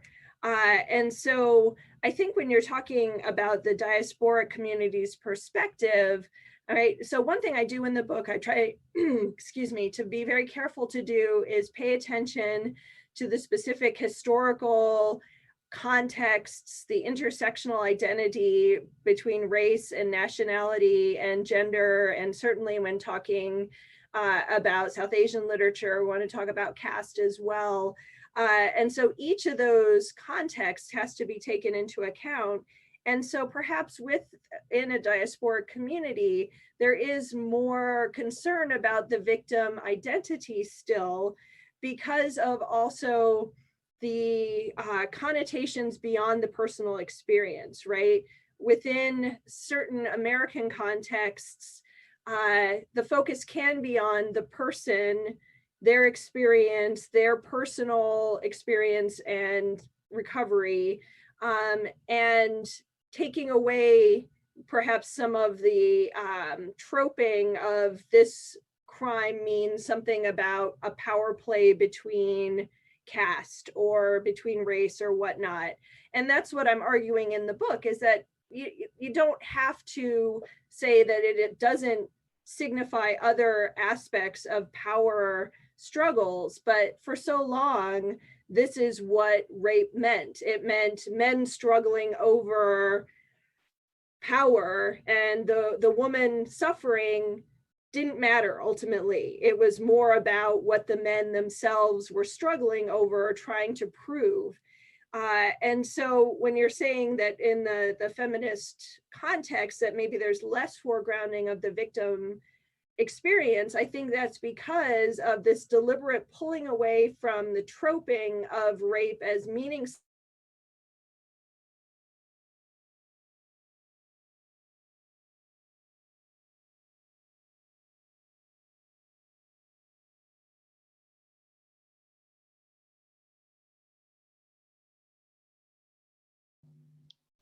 Her screen has frozen.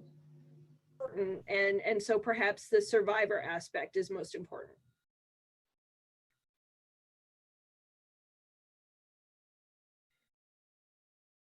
If I may add just a like brief observation in connection to this victim survivor thing. So I was thinking about the novel Jasmine by Bharati Mukherjee. I mean, it's part of my dissertation chapter, so I can talk about that a bit. When Jasmine gets raped in the motel room by face, and she does not actually sees herself as a victim but as a survivor, because after killing of half face, when she says that I'm traveling light now, so this, in my reading, this can mean that she is actually discarding her roots, because at the later part of the novel she says that I am becoming American, and when she is at Prakash's professor's house, and she says that I can't recognize myself with the Indian clothes and everything, like the widow clothes and all, because I am fascinated by the clothes that were given to me by Lillian Gordon and others. So in one point, I mean, from one perspective, we can say that she is discarding her roots, but at the same time, she is also like trying to portray herself as a survivor with agency and not a like a victim of the rape. And also I would like to connect it a bit with Brick Lane, Monica Ali's Brick Lane, where she says that as we are born women, so we have to depend on fate. uh, her screen is frozen. I can hear you.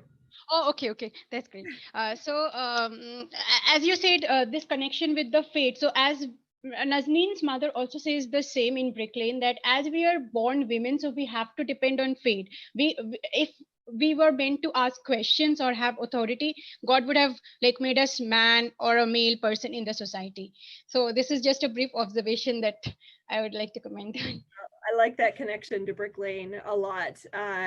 And I think what I said about the victim survivor spectrum works really well with Jasmine, with the novel, because I don't think it can be seen as just a progression, right? Like, oh, she is this naive village girl, and then she becomes American by the end, and she discards her roots, right? She moves back and forth within this journey, right? And so when she burns the suitcase and says she's going to travel light, certainly that is an empowering moment, right? Where and her murder of Half Face is a very empowering moment, but at the same time,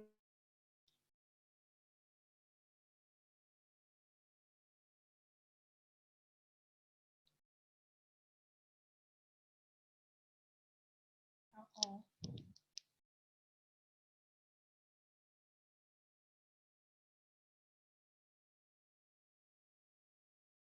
Shri? I can hear you. In the middle, it was a bit like unstable. Okay, I'm sorry. So with the spectrum, we can see how she is in some moments very much the survivor. I think of her when she's living with Taylor and Wiley, and she's suddenly so American and independent, and she has money and she has love and she's part of a family again. But then it all blows up when she thinks she sees Suki in Central Park, and she discards her whole life in order to run away again. So I don't want to see it entirely negative, as she stays as the victim. But what I see this novel as doing is showing the ramifications of sexual assault across time, how it's not just, okay, now she's better marching through. And really the ending, even though it says there's hope, she's running ahead of Taylor down the driveway, 7 months pregnant, going on into a new life, she's still not dealing with the post-traumatic stress. And so if there had ever been a sequel, and I did actually get to meet Bharti Mukherjee once, and I asked her, you know, would you ever write a sequel? And she was kind of annoyed that people wanted to keep talking about this one novel of hers out of all of her work. But she said, oh, there would be a new name and there would be a new relationship. Taylor would not be the one she'd stay with. She was actually saying that this young woman would start a relationship with Yo, her adopted son, as the new man in her life. So I'll just pause there. And also from the Indian context, we can say that she does gain agency at the end, because she's the one who decides, like the man she chooses to walk out with, even if she's pregnant with Bud's child, but she decides to walk away with Taylor. Yes. Okay, thank you so much. So we have some questions. Can we start taking the questions? So we have the first question from Ruchi. She asks, like, could you talk about how rape and its fictionalized representations becomes a vehicle to explore a sex culture that dramatizes gender politics? Mm-hmm. So this is what I'm saying a rape novel does differently, right? Certainly there will always be gender politics and the troping of understanding how the patriarchy is still pitting men and women against each other, etc. But I'm arguing that these novels' primary way of portraying sexual violence is to show how it is a bodily violent experience.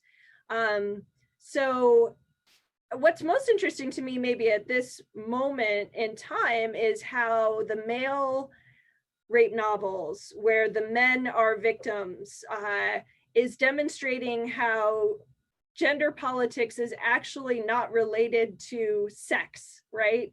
That the depiction of men being raped still also shows trauma, which does not then link the trauma directly to women and maybe feminized weakness, etc. Now, certainly within our culture, if we look at a depiction of a man being raped, quite often there is a feminization, because that's the only way that our culture, at least when I'm talking in the American context here, can understand rape. Rape has always meant women, and so a man must be feminized if he experiences rape. But more and more novels are pointing out that it's not about femininity and masculinity, it's about the violation of a body, and ultimately, perhaps the motivation and its location and power is important, but to fixate upon the perpetrator and their motivations, whether the perpetrator of the violence is a man or a woman, is perhaps not a helpful way of empowering survivors. So if we focus on the people being hurt and the justice to those people and less upon the perpetrator, then we begin to heal the culture and truly fight back against sexual violence.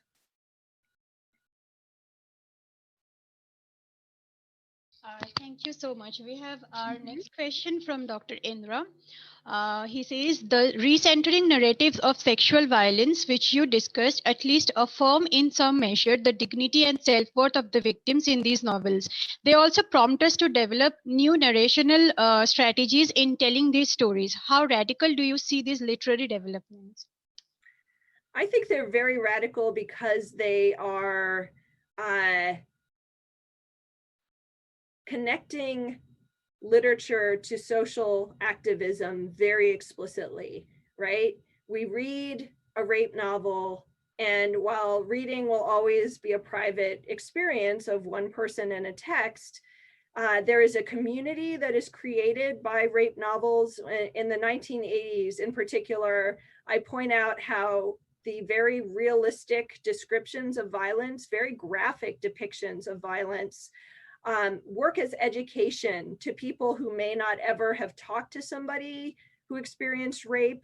It also works as a way of building community for victims who may not have talked themselves to anyone else, but want to know that others understand their experience and have also experienced what they have, and to find a community there.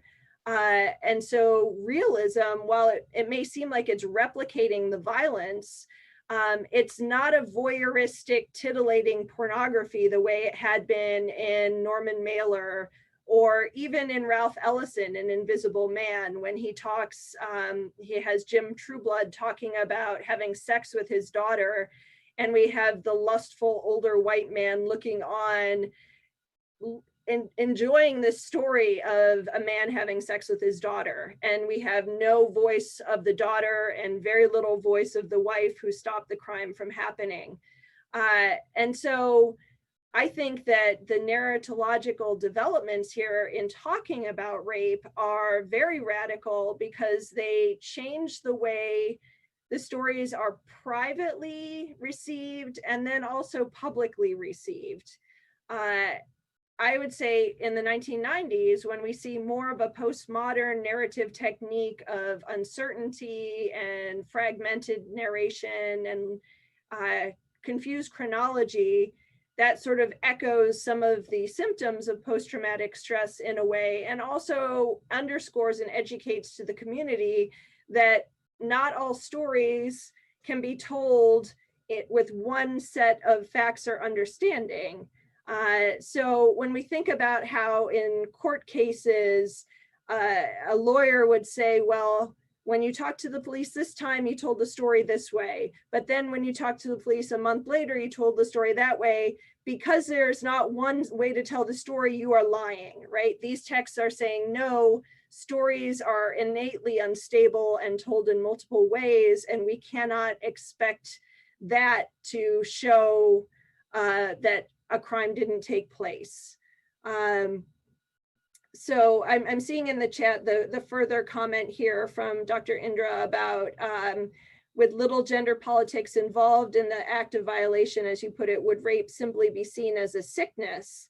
And what I'm not, I guess I want to make clear that I'm not saying that there isn't gender politics involved. I would say there is gender politics involved, but the way the stories are told and received can say, let's not think about the gender politics as the primary textual significance.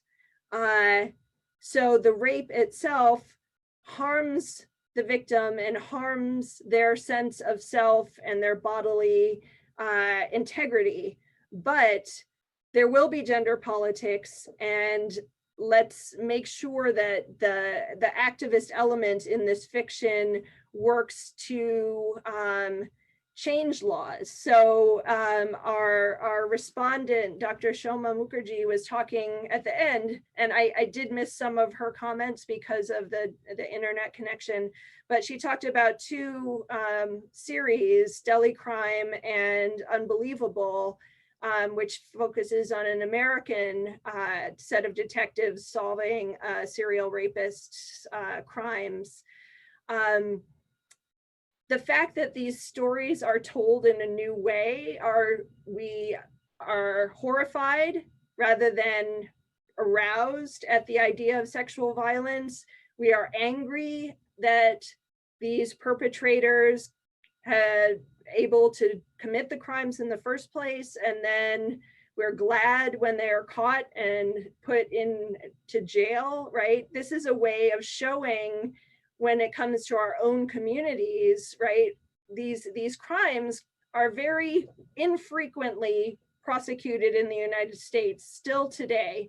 And still that rape myth of, well, there's no evidence, it's just he said, she said.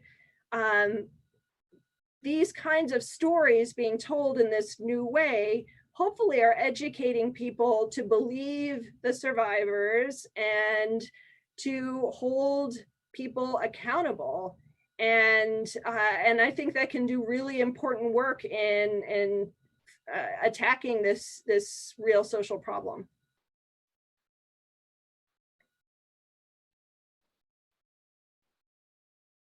Thank you so much for that. So any more questions or comments from the participants?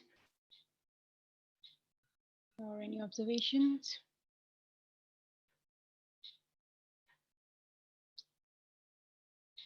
Okay, so may I now ask Amitabh to make his Yes, comments? to conclude the session, yeah. Yeah. Okay.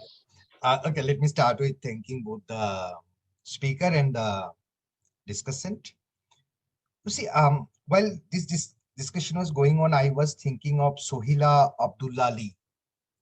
Her work is a very important work when we look from the perspective of India, because she in 1983 was gang raped in Mumbai, and then she published her narrative in Manushi, which is a feminist journal. And hers is still now, if we have to believe whatever information we have so far, is the only survival narrative which has been published with her own name there. She didn't hide her name. She narrated what she experienced, the police apathy, and also whatever she explained after that. Now she is a diasporic author. Interestingly, in 2018, she again became very. She again came came out with a book. Almost around, she has narrated a dozen of such narratives, both Indian and non-Indian, and that would be the time when the Me Too movement took over India. So I think the fact that this is the only published survival narrative tells us about, uh, as I was wondering when Robin was talking about the American fiction, you see, the point that we are talking of two different societies. In one society where with all its limitations, individuals have got that agency where they can talk about themselves, they can write. And we are, listening that from a country where individuals have not yet got that agency to talk a lot about their experiences of rape and survival. Also, the fact that, I liked how Soma actually took the name of that victim, rape victim of Delhi. Under Indian law, it's illegal. So till now, the shame is so much on the victim. I don't think we have the type of narrative that Robin talked about. And this perhaps tells us another thing, how a larger civilizational development where individuals have more agency and the lack of it actually decides how much is being talked about. Even when it comes to male victims, you see, in Bangladesh Liberation War, there were, I think this is one important aspect, three major events from this subcontinent, about which or around which a lot of rapes happened and some narratives came out. One was partition, the other, the Sri Lankan experience of the final fight with LTT, and Bangladesh's liberation movement. Now, interestingly, if you look at the Bangladeshi literature today, you will find, because now they are also publishing a series of fictions on the liberation war. It's very interesting to see that they talk about, in fiction, they talk about rape of women. But I have not seen more than 2 stray references. I'm not saying I have read all those fictions, but I have read most of those. I have not seen any narration or any concern about male victims. But the point is, during that war, Bengali men were also seen as, their rape was also seen as a strategy for the Pakistani army. So there are male victims, there are those experiences, particularly about Sri Lankan experience and Bangladeshi experience. When we talk about partition, we have not yet heard, or not read a lot about male victims. But on those two, whenever we talk about these two occasions of history, we have historically we know that there have been male victims, but there is no talk about that. And that reminds me about something. I think only 2 years back, the MLA president-elect, she was a woman, and I mean, a very renowned theoretician. I don't want to take, I have forgotten actually the name. And then when she became the president-elect of the MLA of Modern Language Association, then a younger male colleague, I think he was first a student and then a younger colleague, wrote about how she victimized him. And then there was that debate is also very interesting, because then came up a protest against that accuser from renowned, I mean, you just take who's who of literary criticism and theory, you will see everyone there. Then there was a few interesting writers from sort of a conservative, I mean, the author to conservative and humanist position, and showed how here the power structure and the hierarchy, where you're being renowned in theoretical circle or critical circle, also empowered that woman to actually sort of deny and marginalize the accusation from a man. I think the moment each happened there, and it has not happened here. So we are talking of two totally different cultures when it comes to acknowledging rape, when it comes to talking about the narration of rape victims. I think what I have found today is that, you see, usually the framework that we work in comparative studies is that usually a single author takes up two cultures or two genres, etc. Today, what has happened is we actually had a dialogue between two cultures, one which is lesser agency for individual, and the other which is bit more agency for individual. And that shows this agency, this social structure, which provides this agency or doesn't provide this agency, actually decides how these rape narratives will get circulated and get published. It was really a learning lesson for me. I just wanted to add another thing in this whole argument when Soma was referring to the popular culture. I have often wondered whether how someone would look at Hindi item songs. I mean, we don't listen to Hindi item songs, we watch Hindi item songs. You ask in Hindi, you ask in Bangla, they will say, I'm watching. Now, coming with that, there won't be a male objectification. I'm not saying not any. In last 10 years, there have been a lot of male objectification, but till now, the majority is the objectification of the women's body. When it comes to Indian movie, there is, perhaps I think there is only, I'm not from film studies, but there has been only one or two. One particularly I remember where there was a male victim and his wife took his case and she argued in the courtroom and saved him. That movie, I have forgotten her name. Do you remember? And does anyone remember the name of that movie? Aitraj, yeah. So, fortunately, I would say in that movie, I have not found, okay, patriarchic mode is working, but even then, I would say that movie is a bit more liberating compared to where we are coming from a tradition where rape scenes in the movies and literature were used to arouse people's imagination. So in this context, I think we have a lot to work, particularly when we remember this civilizational difference. And I'm sure this discussion will continue. I thank all the participants. I thank Soma. And of course, Robin, it was an excellent session for us. And lastly, I would thank Shrimoyee, who is the coordinator of this subgroup. Thank you all. Thank you. It was such a pleasure to speak with you all, and I very much appreciate the invitation. Thank you. Thanks a lot. Thank you so much. Thank you, Amitabh and Shrimoyee. Thank you so much. So now I'm closing the session. Thanks a lot. Thank you.